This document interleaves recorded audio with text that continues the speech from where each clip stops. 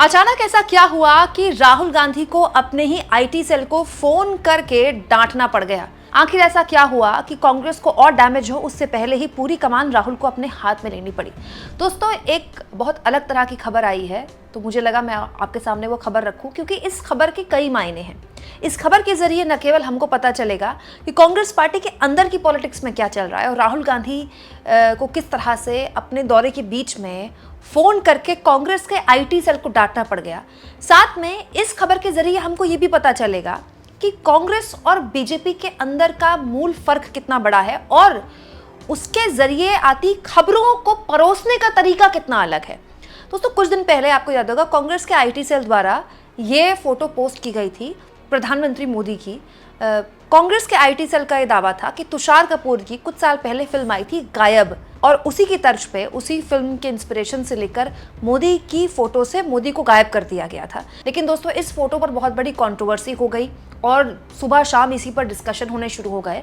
और दोस्तों, बीजेपी ने यह आरोप लगाया कि कांग्रेस ने मोदी का सर तन से जुदा सोच के साथ उनकी फोटो को इस तरह से छेड़छाड़ की गई। दोस्तों, हालांकि कांग्रेस पार्टी की मीडिया सेल की प्रमुख सुप्रिया सुनीत लगातार डिफेंड करते रहे मामले को लेकर कि भाई हम तो फिल्म के इंस्पिरेशन से प्रभावित होकर हमने मोदी पर कटाक्ष किया कि देश पर आतंकी हमला हुआ है, लेकिन प्रधानमंत्री इस पूरे के पूरे मसले पर क्या कर रहे हैं, इसको लेकर कटाक्ष किया गया।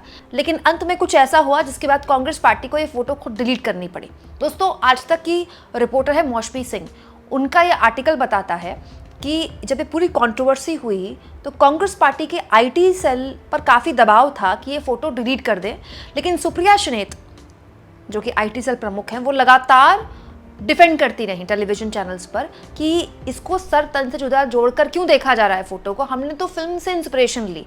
जब फिल्म आई थी तब तो किसी ने नहीं कहा कि हीरो का सर तन से जुदा कर दिया गया, लेकिन कंट्रोवर्सी इतनी बड़ी हो गई कि शाम होते होते कांग्रेस ने वो फोटो डिलीट कर दी।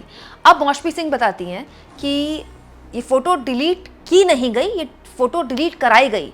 राहुल गांधी उस वक्त रायबरेली के दौरे पर थे और ये कंट्रोवर्सी इतनी बड़ी हो गई कि राहुल गांधी ने व्यक्तिगत तौर पर फोन करके एक तरह से डांटा है, हिदायत दी है कांग्रेस पार्टी के लोगों को कि इस तरह से किसी भी तरह की ऐसी छेड़छाड़ पीएम की फोटो से ना की जाए जिससे कि पार्टी के स्टैंड से अलग आईटी सेल का, कांग्रेस के आईटी सेल का स्टैंड दिखे। क्योंकि पार्टी का स्टैंड इस आतंकी हमले के बाद से लगातार एक है कि पार्टी ये कहती है कि सरकार कोई भी एक्शन ले पाकिस्तान पर, हम सरकार के साथ हैं। और अभी तक सार्वजनिक तौर पर राहुल गांधी चाहते तो 100 सवाल पूछ सकते थे मोदी से, अमित शाह से, खासतौर पर अमित शाह से, लेकिन सार्वजनिक तौर पर इस तरह का कोई सवाल राहुल गांधी ने नहीं पूछा। ऑल पार्टी मीटिंग के अंदर सवाल पूछे, लेकिन ऑल पार्टी मीटिंग के बाहर आकर राहुल गांधी ने यही कहा कि हम सरकार के साथ हैं। अब ये जानकारी निकल कर आई है मौसमी सिंह द्वारा कि राहुल गांधी ने फोन करके अपने रायबरेली दौरे के बीच कांग्रेस आईटी सेल को मजबूर किया और बाद में इस फोटो को डिलीट किया गया। और अगले दिन बाकायदा प्रियंका गांधी ने भी दोस्तों इस एडवाइजरी के जरिए अपनी एक तरह से आप कह सकते हैं नाराज़गी शेयर की कि पार्टी का जो स्टैंड है, सीडब्ल्यूसी की मीटिंग में जो ये स्टैंड लिया गया इस आतंकी हमले को लेकर, उस स्टैंड पर हर कोई कायम रहे, चाहे वो कोई भी हो। तो आप कह सकते हैं कि कांग्रेस के भीतर जो वहाँ के शीर्ष नेतृत्व हैं उनके विचारों में और कांग्रेस के आईटी सेल के विचारों में इतनी भिन्नता कैसे आ गई, इसको लेकर ये आर्टिकल था जो कि मौसमी सिंह ने पूछा था। दोस्तों, आपको याद होगा जब बीजेपी ने लोकसभा चुनाव में कंगना रनौत को हिमाचल की मंडी से टिकट दिया तो एक बहुत भद्दा कमेंट किया गया था कंगना रनौत को लेकर, जिसके बाद कांग्रेस पार्टी की काफ़ी किरकिरी हुई थी। और तब भी ये कहा गया था कि अकाउंट कोई और चला रहा था, लेकिन उसको लेकर भी किसी पर गाज नहीं गिरी।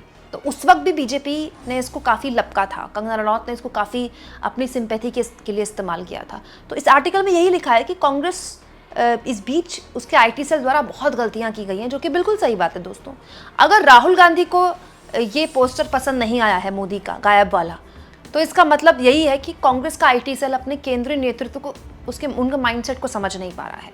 लेकिन इससे इतर दोस्तों, ये तो बात कांग्रेस की भीतरी अंतर्विरोध की हो गई, जो कि है तो सच्चाई है कि कांग्रेस में गजब का अंतर्विरोध है।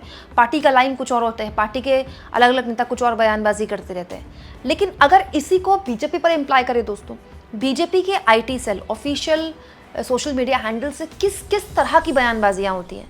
बीजेपी के आईटी सेल अमित मालवीय की तरफ से लगातार ऐसी बातें बोली जाती हैं जो कई बार फैब्रिकेटेड होती हैं, कई बार फोटोशॉप होती हैं, कई बार उन वीडियोस को एडिट करके डाला गया होता है।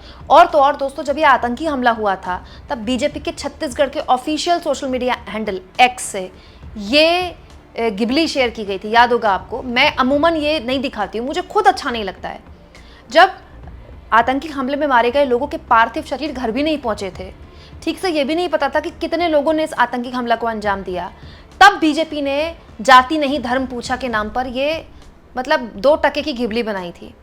लेकिन इस तरह के सवाल जो कांग्रेस पार्टी की गलतियों पर टीवी चैनल्स में उठाए जाते हैं, सोशल मीडिया में उठाए जाते हैं, क्या इस तरह के सवाल बीजेपी से कोई पूछता है? क्या बीजेपी का एक कार्टून इसको लेकर कोई हल्ला बोला गया, कोई दंगल हुआ? क्योंकि आईटी सेल अगर कांग्रेस पार्टी का गलती कर रहा है तो ये सही है क्या? दोस्तों, कांग्रेस के आईटी सेल को तो जवाबदेह बनाया जाता है। यहां तो बीजेपी आईटी सेल को कोई जवाबदेह भी नहीं बना रहा है, वो भी तब जब बीजेपी सत्ता में है। दोस्तों, न जाने राहुल गांधी की कितनी वीडियोस ऐसी हैं जिनको क्रॉप करके, जिनको अधूरी वीडियोस बीजेपी द्वारा शेयर की जाती हैं। इसको लेकर ना तो कोई डिबेट होता है और ना ही इसको लेकर कोई आउटरीच होता है। दोस्तों, अगर एक मोदी पर गलत पोस्टर बनाया जाता है कांग्रेस के आईटी सेल द्वारा और राहुल गांधी हस्तक्षेप कर रहे थे, राहुल गांधी हस्तक्षेप करके उसको डिलीट करवा देते हैं और सख्त हिदायत दे देते हैं पूरे कांग्रेस पार्टी के आईटी सेल को, तो क्या प्रधानमंत्री द्वारा हस्तक्षेप करके इस तरह के किसी सो कॉल्ड दोयम दर्जे के कार्टून को डिलीट नहीं किया जा सकता था? या फिर वक्त रहते उसको वहाँ से हटाया नहीं जा सकता था? इस तरह का कोई कार्टून बनाया गया तो किसकी जवाबदेही तय हुई? जब ऐसी कोई गलती कांग्रेस पार्टी का आईटी सेल करता है तो मीडिया ये कहती है, हर कोई जो विचार विमर्श करता है वो ये कहता है कि यही कांग्रेस के विचार हैं। तो क्या यही बीजेपी के विचार हैं? क्या बीजेपी इस तरह के आतंकी हमले को धर्म के आधार पर हुआ हमला मानती है? दोस्तों, बीजेपी के कितने बड़े नेताओं को लेकर आपने कोई आर्टिकल पढ़ा हो या कोई खबर छपी है कि इस तरह का कार्टून देखकर बीजेपी का फलाना इतना नाराज़ हो गया और उसने अपने टूर को बीच में रोका और फ़ोन करके बीजेपी के आईटी सेल को हड़काया? क्यों? क्योंकि बीजेपी पार्टी और बीजेपी के आईटी सेल दोनों को ऐसा लगता है बिल्कुल अलग तरह से देखा जाता है। आप बीजेपी के आईटी सेल को देखिए, हर दिन की शुरुआत नेहरू और इंदिरा गांधी की आलोचना से ही शुरू होती है।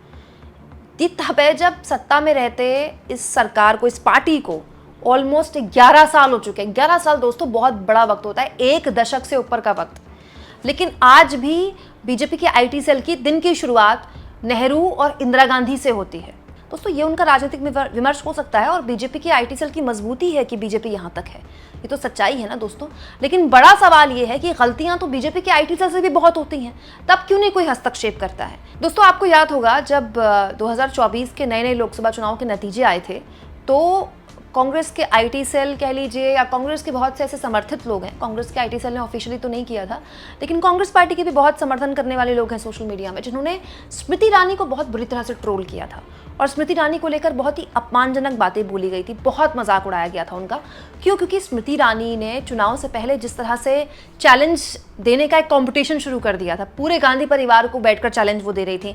कभी वो राहुल गांधी को चैलेंज दे रही थी, कहीं वो प्रियंका गांधी को चैलेंज दे रही थी कि आइए मेरे खिलाफ लड़कर दिखाइए, आइए हिम्मत दिखाइए, राहुल गांधी क्यों डर रहे हैं, राहुल गांधी क्यों छुप रहे हैं।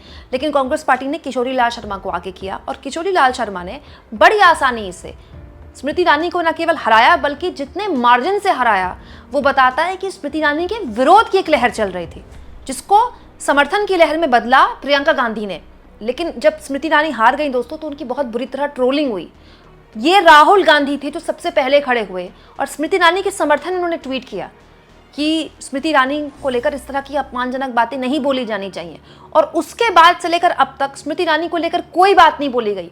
सोशल मीडिया में जो उनका मजाक उड़ रहा था वो उड़ना बंद हो गया। तो मैं यहाँ पर दोस्तों राहुल गांधी को प्रवक्ता नहीं हूँ जो उनकी तारीफ कर रही हूँ, लेकिन पॉइंट यहाँ पर ये है कि अगर कांग्रेस पार्टी अपनी जवाबदेही तय करती है अपनी गलतियों के लिए, जो कि होनी चाहिए, बिल्कुल सही है, तो क्या ऐसी जवाबदेही बीजेपी के लिए तय होती है? ये मापदंड क्यों अलग अलग किए जाते हैं? अगर मीडिया इन खबरों की विवेचना कर रही है तो उसके नियम कांग्रेस के लिए अलग और बीजेपी के लिए क्यों अलग हो जाते हैं? आपको क्या लगता है दोस्तों? मैं तो मानती हूँ कि नरेंद्र मोदी को लेकर जो ये पोस्टर शेयर किया गया, इसकी टाइमिंग बहुत गलत थी। खराब लग रहा था ये पोस्टर जब शेयर किया गया था, तब जब देश पर आतंकी हमला हुआ था, और ठीक किया कांग्रेस पार्टी ने पोस्टर डिलीट किया तो।